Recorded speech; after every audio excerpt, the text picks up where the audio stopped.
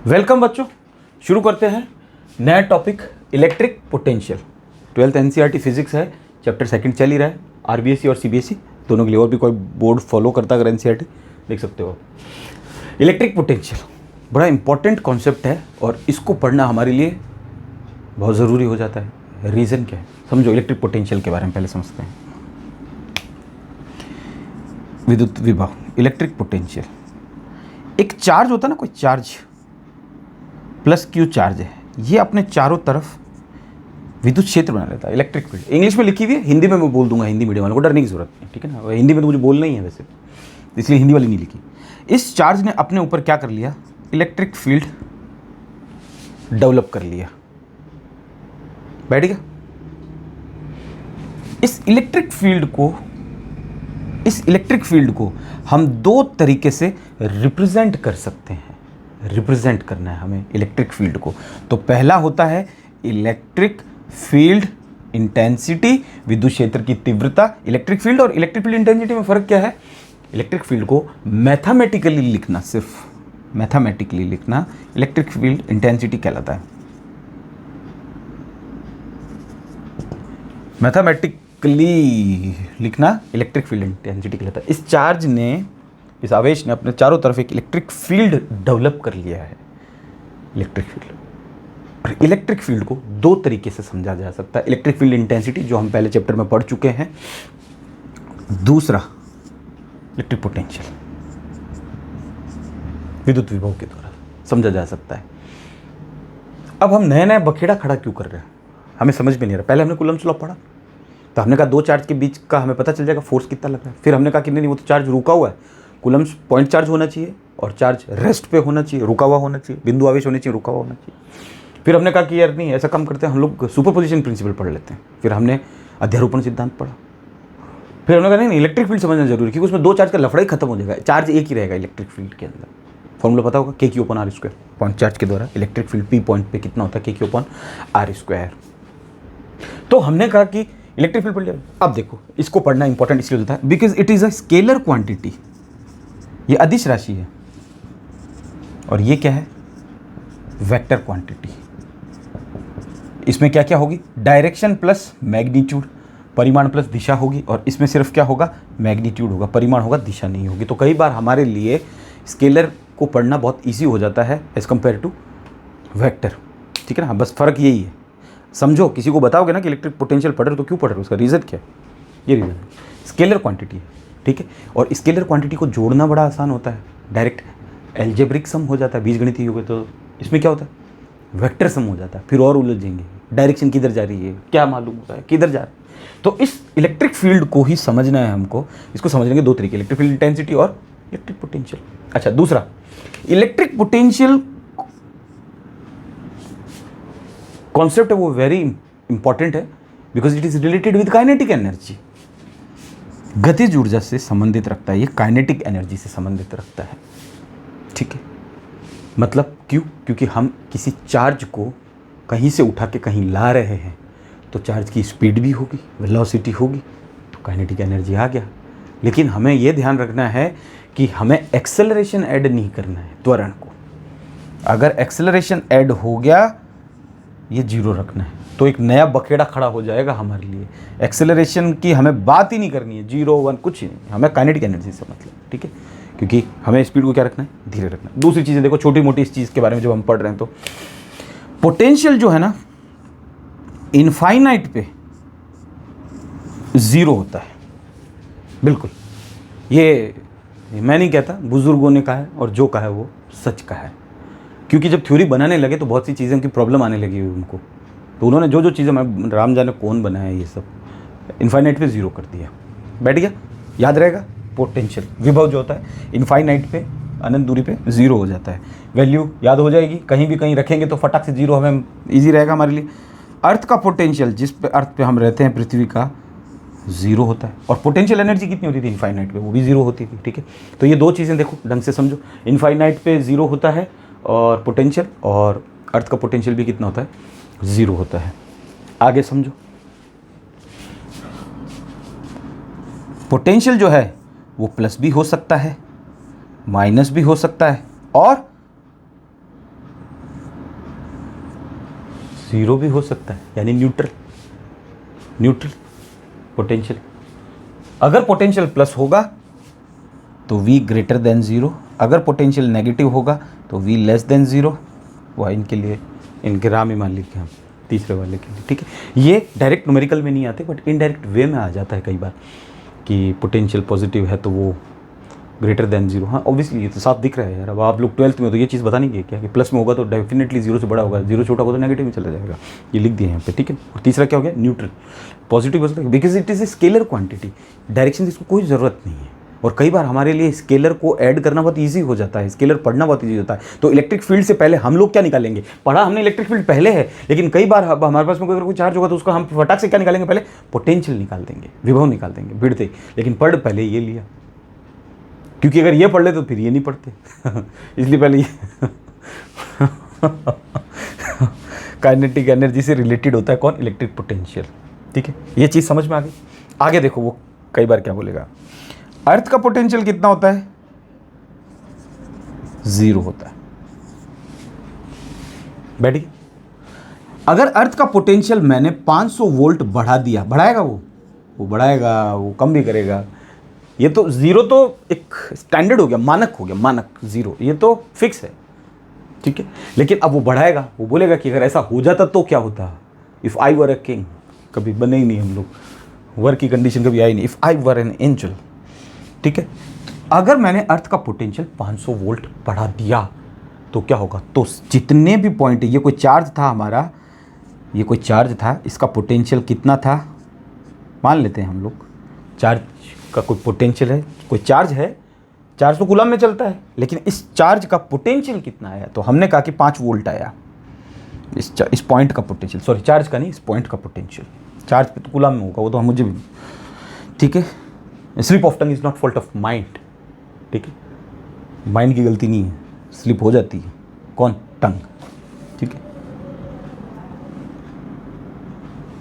And mistakes are always forgivable if one has the courage to admit them. 5 volt बढ़ा दिया, कोई दूसरा charge था, Q1 था, इसका पोटेंशियल कितना था, इसका था 10 वोल्ट।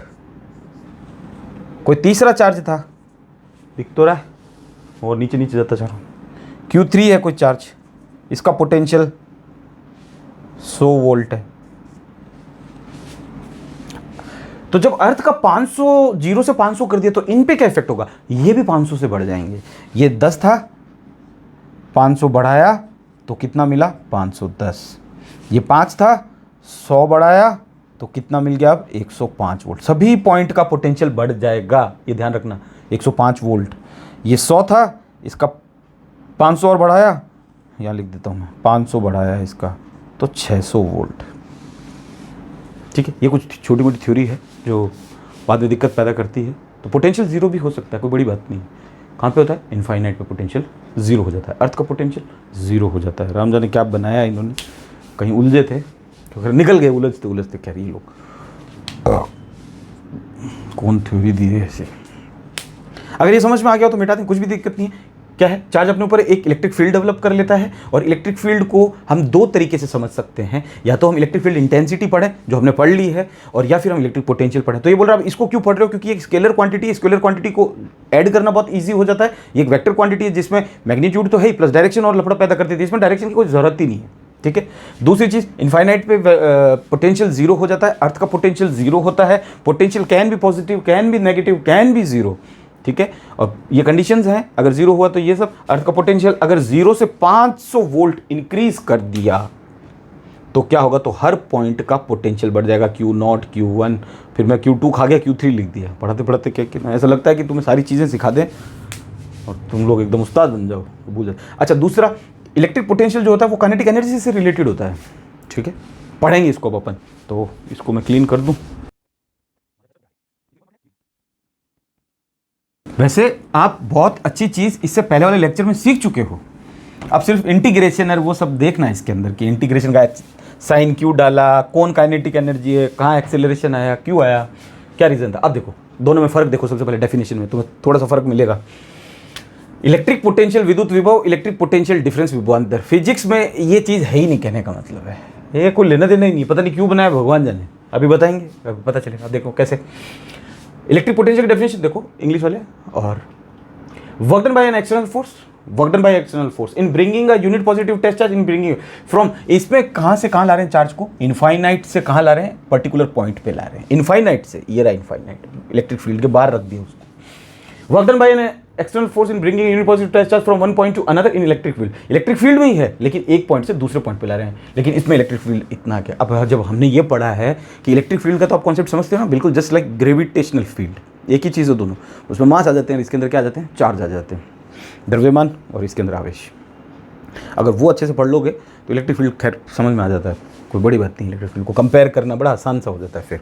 अब देखो ग्रेविटी जीरो कहाँ पे होती है, अगर कोई पूछे तो कि ग्रेविटी जीरो कहाँ पे होती है, इनफाइनाइट पे, इनफाइनाइट पे ग्रेविटी जीरो हो जाती है, तो पोटेंशियल भी क्या हो रहा है, जीरो हो रहा है इनफाइनाइट पे, तो इलेक्ट्रिक फील्ड भी इनफाइनाइट पे क्या होगा, ज़ीरो हो जाता है। बहुत सी चीज़ें देखो ज़ीरो होती जा रही है हमारी, पोटेंशियल भी इनफाइनाइट पे ज़ीरो हो जाता है, पोटेंशियल एनर्जी इनफाइनाइट पे ज़ीरो हो जाती है। अपने को इतने सब याद नहीं रखना और कंफ्यूज हो जाओगे, ठीक है। अर्थ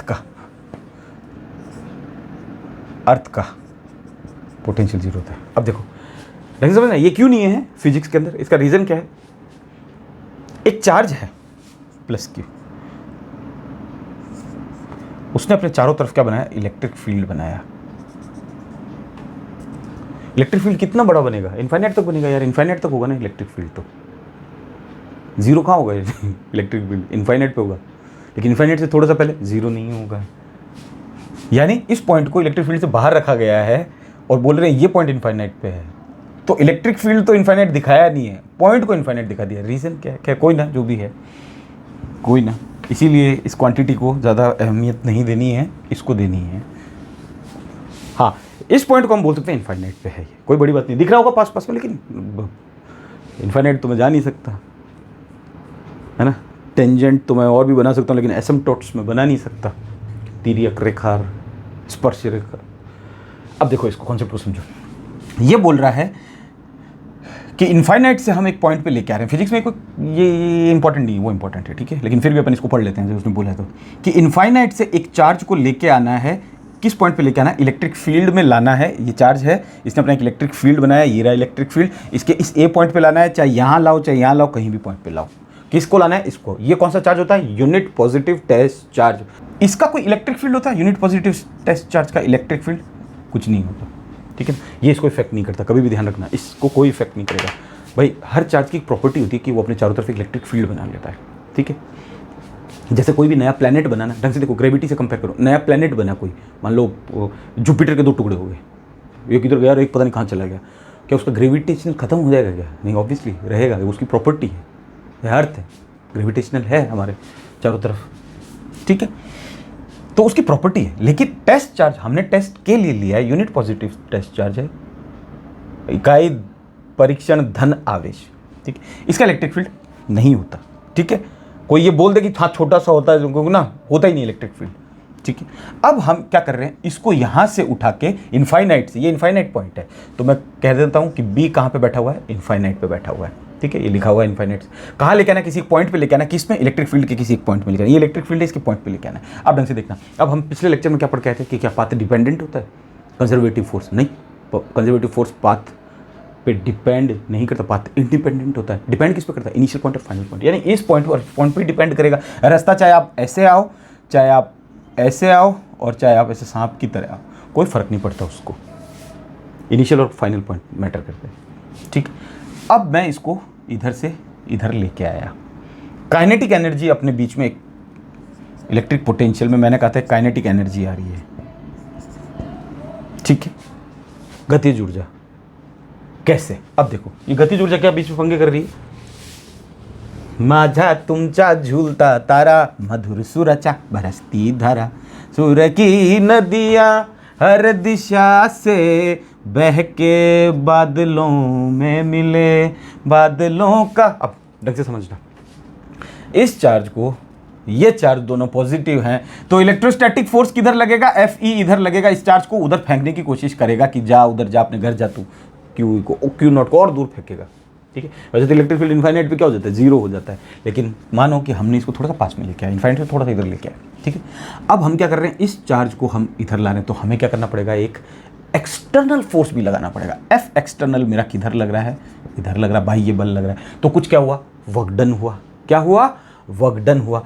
इस चार्ज को हमें इनफाइनाइटिसमली स्लो लेके आना है, इतना स्लो लेके आना है, इस चार्ज को मूविंग इतना स्लो करना है कि काइनेटिक एनर्जी ऑलमोस्ट क्या होनी चाहिए, जीरो होनी चाहिए। ऑलमोस्ट क्या, जीरो ही होनी चाहिए। Change in kinetic energy zero होना चाहिए अपना, ठीक है। क्यों, अगर काइनेटिक एनर्जी जीरो नहीं हुई, वेलोसिटी कुछ हो गई, तो नया बखेड़ा खड़ा हो जाएगा, एक्सेलरेशन आ जाएगा, फिर पढ़ नहीं पाओगे, और फिर वो पढ़ने के लिए फिर हमको इलेक्ट्रोमैग्नेटिक वेव्स भी अभी बाकी है। अगर इच्छा हो तो उसको पढ़ेंगे अपन अभी। वहाँ पे चार्ज क्या होता है ना, एक्सेलरेटली मूव करता रहता है, कभी कम कभी ज़्यादा। तो काइनेटिक एनर्जी हमें ऑलमोस्ट क्या रखनी है, change in kinetic energy zero. Kinetic energy बोल दो, चेंज इन काइनेटिक एनर्जी, ये हमको जीरो रखनी है। बैठ गया, यानी एफ एक्सटर्नल। अब देखो फोर्स इससे थोड़ा सा ज़्यादा होना चाहिए, ये ध्यान रखना। एफ ई और एफ एक्सटर्नल, कई बार ऐसा बुक में लेता है कि बराबर सा फोर्स होना चाहिए, बराबर तो होने नहीं चाहिए। अगर बराबर फोर्स हो गया तो उसको हम क्या बोलते हैं, बैलेंस फोर्स। बैलेंस यानी संतुलित बल। और संतुलित बल जो होता है वो कभी किसी चीज़ को मूव नहीं कर सकता। इस डब्बे को मूव करवाना है, एक बंदा इधर से धक्का मार रहा है 10 न्यूटन का फोर्स, एक बंदा इधर से धक्का मार रहा है 10 न्यूटन का फोर्स। क्या ये चीज़ हिलेगी? कभी नहीं हिलेगी, कभी नहीं जाएगी। यानी हमें मूव बहुत स्लोली करना है। स्लोली करने के लिए हमें फोर्स भी इसके बराबर ऑलमोस्ट लगाना पड़ेगा। यानी वो फोर्स होगा 10.0000001 न्यूटन का फोर्स होगा। यानी देखो कितना बारीक, ये चीज़ हिलेगी उस केस में, हिलना पड़ेगा इसको, क्योंकि फोर्स अब बैलेंस नहीं। यानी हमें क्या बनाना पड़ेगा, इम्बैलेंस फोर्स बनाना पड़ेगा। ये कभी नहीं होता, ये हो गया तो फिर चीज़ मूव नहीं होगी। वो होता है ना टग ऑफ वॉर, रस्सी खींच रहे हैं उधर से इधर से, जब बराबर है तो होगा क्या, मूव ही नहीं होगा। उतना गया उतना वापस, उतना गया, हिलेगा ये चीज़ बीच में एकदम। इसका मतलब हमें क्या करना है, थोड़ा सा इम्बैलेंस फोर्स रखना है। बैलेंस फोर्स में तो चीज़ मूव नहीं होती, हो तो आप 9th क्लास में पढ़ चुके हो, संतुलित और असंतुलित बल। यानी हमें इसकी स्पीड, और साफ लिखा हुआ है बुक के अंदर कि आपको इसकी स्पीड बहुत स्लो रखनी, ताकि काइनेटिक एनर्जी। अब हम भिड़ते भिड़ते इस चार्ज को यहाँ लेके आए, तो हमने क्या किया जी, एक्सटर्नल वर्क डन। भाई एक्सटर्नल फोर्स लगाया तो वर्क डन हुआ। अब देखो Q0 को ए पॉइंट पर लाने में कार्य कितना किया हमने, W कार्य किया। यूनिटरी मेथड जो आप बचपन में पढ़ते हुए आए हो, थोड़ा इंग्लिश वालों को भी स्वाद लेने दो कि हिंदी में लिखा है ना। वो पहले वो टीचर ट्यूशन पढ़ाता था तो किसी एक पर्टिकुलर कॉपी में करता था ना क्वेश्चन, तो बाकी बच्चे गुस्से में आ जाते थे, इसकी कॉपी में क्यों किया, मेरी कॉपी में नहीं किया सर ने, फिर इसे मांगनी पड़ेगी, इसके हाथ पाँव जोड़ने पड़ेंगे। ठीक है, Q0 को ए पर लाने में किया गया कार्य, ठीक है, कितना किया, W। इस Q0 को हम ए पे लाए, हमने कितना काम किया, W काम किया। Unit positive test charge, unit लिखूं क्या, यूनिट पॉजिटिव टेस्ट चार्ज को लाने में कितना कार्य किया गया, W/Q0। Unitary method, unit positive test charge, इकाई परीक्षण धनावेश को लाने में कितना कार्य किया। और यही चीज क्या कहलाती है,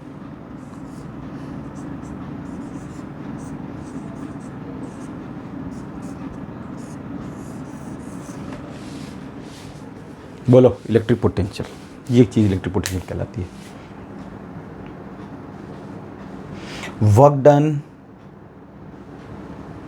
इन moving a unit positive test charge is known as electric potential. ये डेफिनेशन यहाँ से याद हो गई। डेफिनेशन तो यहीं से बनती है, फॉर्मूलों से, और क्या रटना थोड़ी होता है।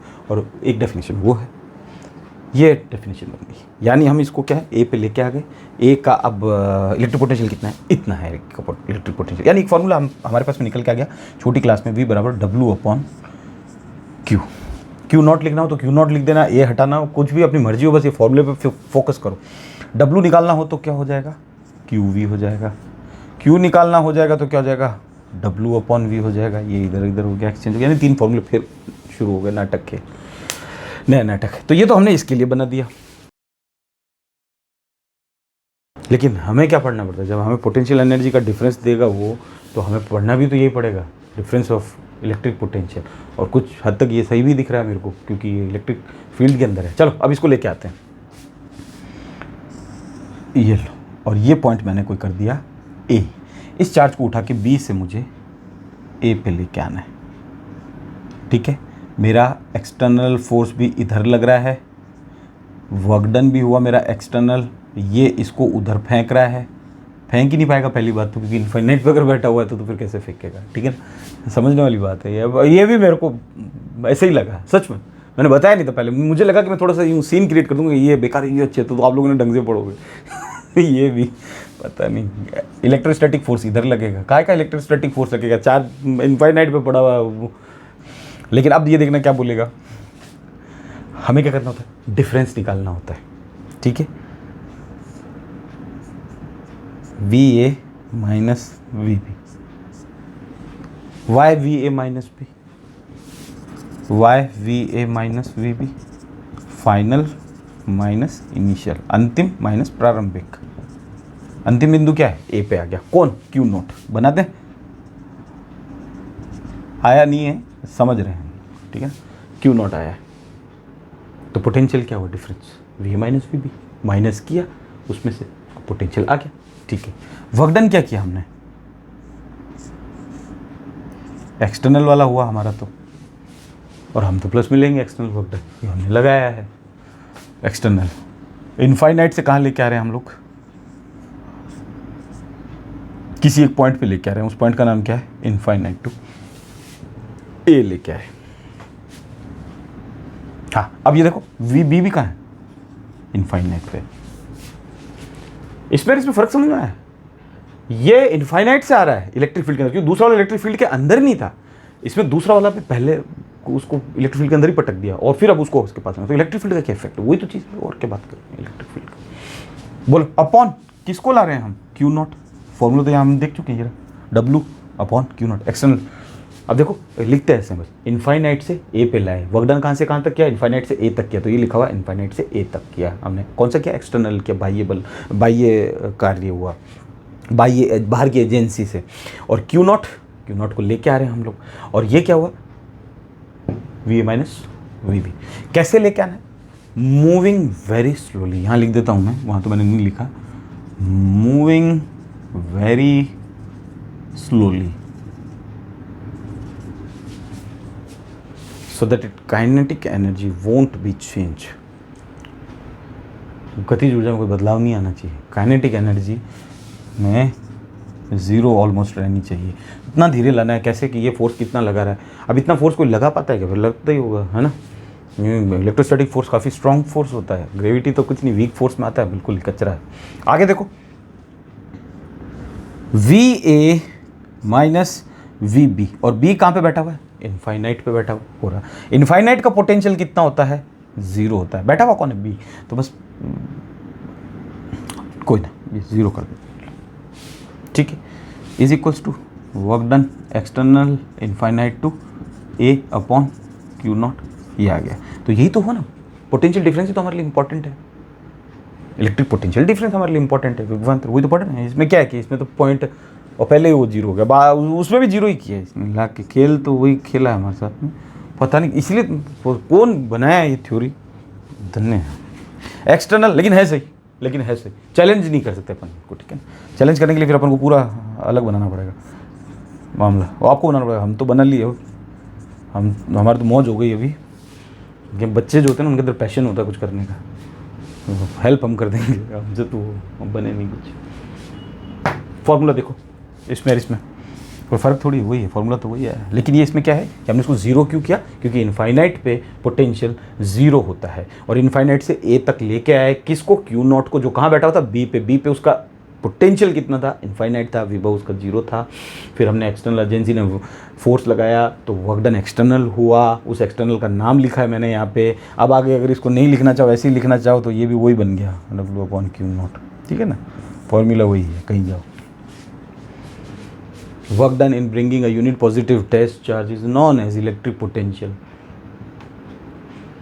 इकाई परीक्षण धनावेश को लाने में किया गया कार्य विद्युत विभव कहलाता है। हो गया खेल खत्म, आ गया मजा, बस ये दो तीन चीज़ें ध्यान रखना। अब है ना आपके इसमें इंटीग्रेशन आता है, इंटीग्रेशन अगर ये लिया और एक्सटर्नल लिया तो माइनस, तो ये आगे पढ़ेंगे अपन, ठीक है ना, कंफ्यूज मत होना कि सर खा गए क्या इस चीज़ को। ये तब पढ़ेंगे जब पॉइंट चार्ज से पोटेंशियल निकालेंगे, तब वहाँ अच्छे से काम आएगा। ठीक है, अब देखो ये काम क्यों आता है वो समझ लो। यहाँ पे जब वहाँ से यहाँ लाएंगे ना तो फोर्स बदलता रहता है। कैसे बदलता है? ये प्लस क्यू है चार्ज कोई, और ये छोटा सा क्यू नॉट है, ये ऐसे है। इसको मैं इधर लेके आया तो देखो ये इसको उधर ही फेंक रहा है। ठीक है, यानी इलेक्ट्रिक फोर्स इधर लग रहा है। ये दूर भी है तो मुझे फोर्स कम लगाना पड़ेगा। ये क्यू नॉट अब यहाँ आ गया, फिर मैं इस क्यू नॉट को यहाँ लेके आया तो मुझे थोड़ा सा फोर्स क्या लगाना पड़ेगा, ज़्यादा लगाना पड़ेगा इतनी सी पॉइंट पे।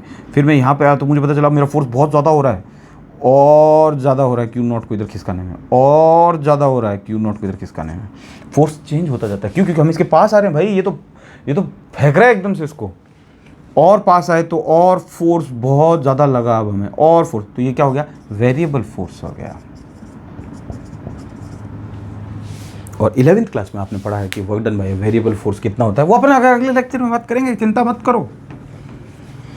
अब देखो आगे हमारा फॉर्मूला सब निकल के 2-3 फॉर्मूले बना लेना इसके, मैंने लिख तो दिए थे लेकिन फिर भी याद करने के लिए बना लेना। इससे स्केलर क्वांटिटी अदिश राशि होती है। कौन? Electric potential. ठीक है, अदिश राशि होती है। इसकी यूनिट क्या होती है फिर? इकाई, यूनिट। इसकी यूनिट होती है वोल्ट, वोट, वोल्ट।